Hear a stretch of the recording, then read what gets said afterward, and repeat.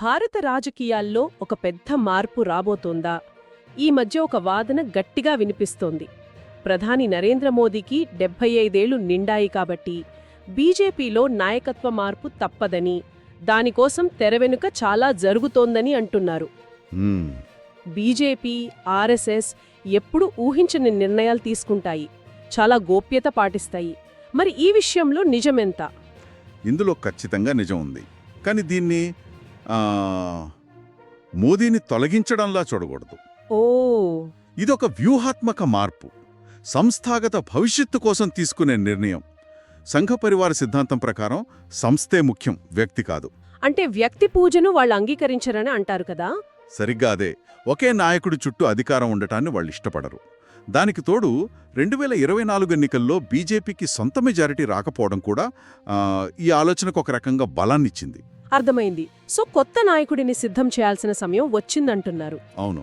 మరి మోదీ తర్వాత ఎవరు? రేస్లో చాలా పేర్లున్నాయి. నితిన్ గడ్కరీ, అమిత్ షా, శివరాజ్ సింగ్ చౌహాన్. సీనియర్ల పేర్లున్నాయి.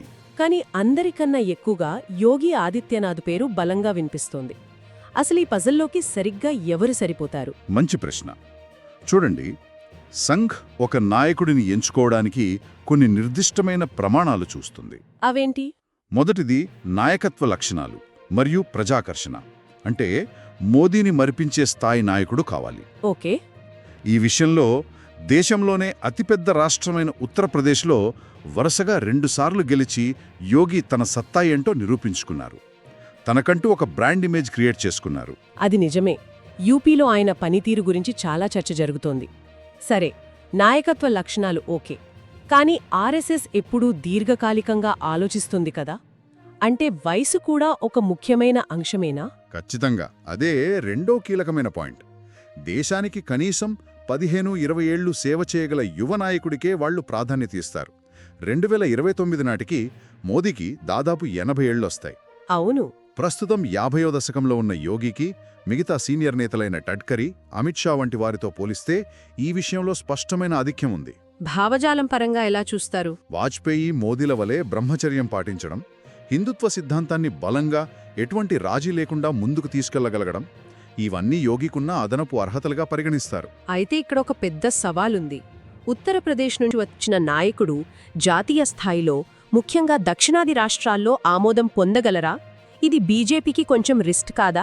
ఇది చాలా ముఖ్యమైన పాయింట్. నిజానికి ఇది బీజేపీకి అతిపెద్ద సవాలు కూడా.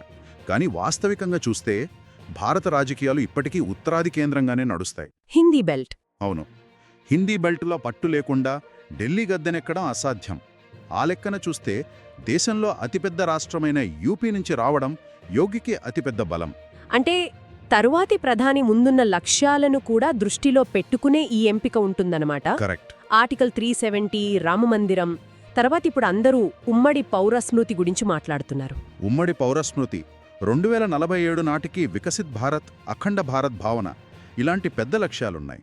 కాంగ్రెస్ ముక్త భారత్ సాధించడం కూడా. అవును.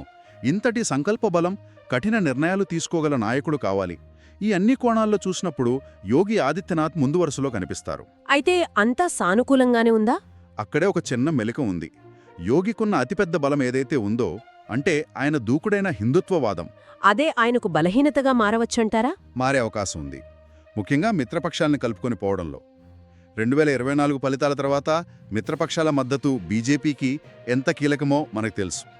ఆ బ్యాలెన్స్ ఆయన ఎలా సాధిస్తారనేది చూడాలి. అంటే బీజేపీ అధ్యక్షుణ్ణి ప్రకటించినట్లే ప్రధాని మార్పుపై కూడా హఠాత్తుగా ఒక ప్రకటన వెలువడే అవకాశాలు పుష్కలంగా ఉన్నాయన్నమాట.